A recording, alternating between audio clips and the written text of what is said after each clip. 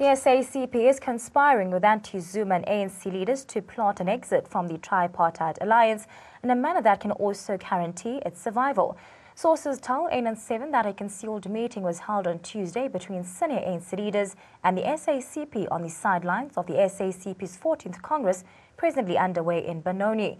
At least two sources told ANN7 that the ANC leaders present at this secret meeting were from the anti-Zuma faction, who clearly are in no mood to heed the president's call for unity at the recently concluded 5th Policy Conference. Sources revealed that the agenda of the conspiratorial meeting was also to come up with a possible strategy for the SACP to contest the 2019 elections on its own. The secret meeting reportedly continued for over 2 hours. The reality of the SACP's position in South African politics at this stage is that they cannot do it on their own.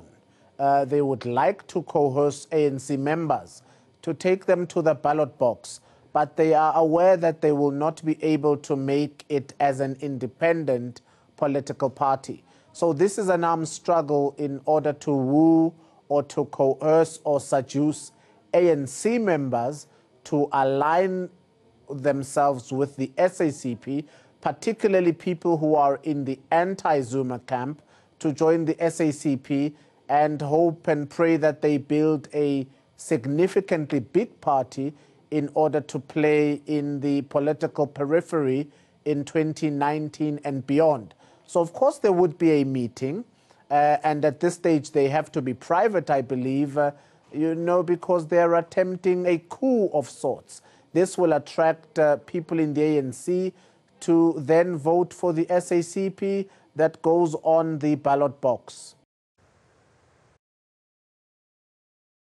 I think what was clear within the opening address of Mr. Nzimande was that there were no people who are in the pro-Zuma camp. This was people who are in what we consider the anti-Zuma camp, or people who were once members of the NEC, or people who were once ministers, and I cite the likes of Mr. Mcebisi Jonas, Mr. Frank Chikane. Those were people who joined in. Mr. Kgalema Motlanthe were there in the opening address. And those people, I think we are aware, many of them are called the stalwarts and present the anti-Zuma group within the ANC. However, you did not see people like Nomvula Mokonyane, Mr. Mosebenzi Zwane. So this had a strong anti-Zuma stance yesterday. When Mr. Nzimande spoke, it was very significant that they were blaming President Jacob Zuma and the Gupta family for the state of the alliance. So, of course, it was an anti-Zuma stance. And for that matter, it should not surprise us that a planned coup or attempt for the SACP to go independent, because that has been the desire all along. My only concern is that at this point, they are going to use President Jacob Zuma and the alleged state capture to go into independent politics. Whilst for me it is a clear and conscious mark, if anybody wants to go into active politics, they simply need to register with the IAC, become an independent party, and campaign for votership.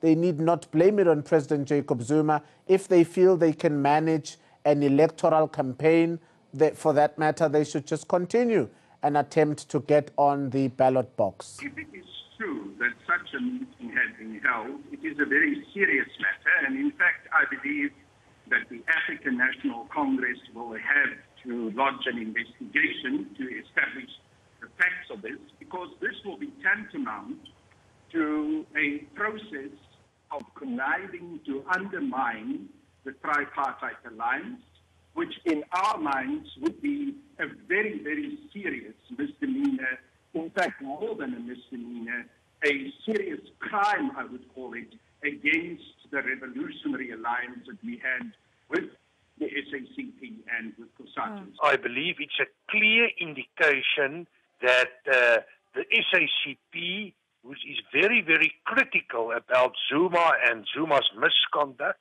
is aligning with the anti-Zuma groups within the ANC structures.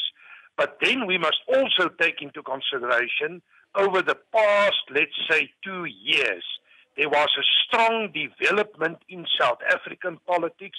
I would like to refer to it as a shift to the left, and there are two important groups on that side, the so-called black consciousness groups, and on the other side, the radical socialists.